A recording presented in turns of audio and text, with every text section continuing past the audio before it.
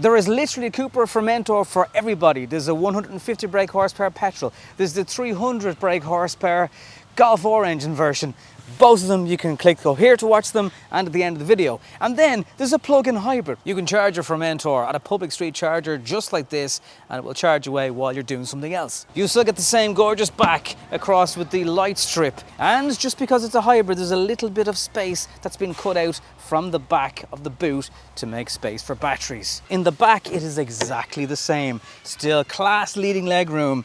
Climate control, steering wheel still gorgeous. All the displays are still exactly the same with a large screen, except you can time this car to charge whenever you wanted to, and you can charge it using the petrol engine when you're on the go. So if you're really low on kilometers and you want to drive somewhere in zero emission mode, you can do it, but you just got to charge it along the way. You can set the maximum and minimum charges on that. Everything else in the interior of the hybrid version of the car, the plug-in hybrid of the Formentor, is exactly the same. I'll use some traffic lights to tell you that a 10-kilometer trip today used almost 30% of battery range from that almost 13 kilowatt hour battery.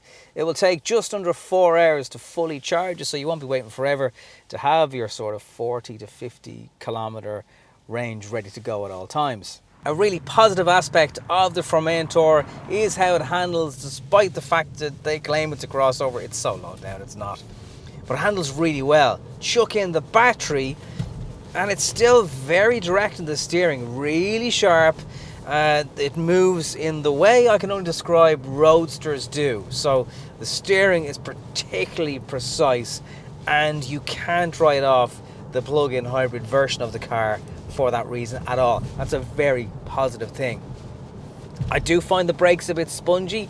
You kind of feel like you really got to apply a lot of pressure to make it stop, compared to, I suppose I am comparing it to the 300 Plus, which does have the bigger brakes. Once you have the car fully charged or got some charge in the battery, that combined 200 brake horsepower and almost 400 newton meters of torque means it's quite a quick car to get away from a set of lights in. If you don't have the car charged, of course, you'll still have the 150 brake horsepower engine, just with a load of batteries sitting in the back. It's not quite sure there what gear it wants to be in actually, but it's all very smooth how it changes gear. Sometimes I feel a boost, bit of power coming on, and then other times it's not quite sure what do you want from me, you know? It's a bit like being in a relationship. There is no getting away from the fact that it is a harsh enough ride. The bigger wheels will do that. Dynamic chassis control in this car means you do have a little bit of control over that, however, and that does mean that you can, you know, tweak around with those settings and give yourself a slightly more comfortable setup and make it sporty when you want it to. Very easy to get a combined 3 litres, 4 litres per 100 kilometres, which for a car with 200 brake horsepower, there's nothing wrong with that. It's very, very positive. You still get all the tech, like the blind spot, integrated into the doors, which I love. So you could say in some ways this is the best of both worlds. It's got the extra bit of power, still looks as good, handling isn't really compromised. You can tell people you have an electric car, kind of, because you can plug it in. And if you can stretch to the almost €60,000 for the 300 brake horsepower full fat version of the car, well, this is a very, very decent compromise indeed.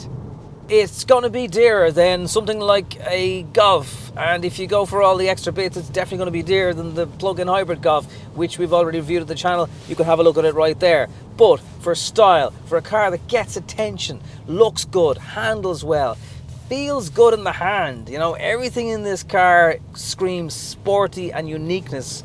And the fact that it's a special ground-up model for Cupra, there are loads of reasons why you have to at least check it out if you do particularly want a plug-in hybrid.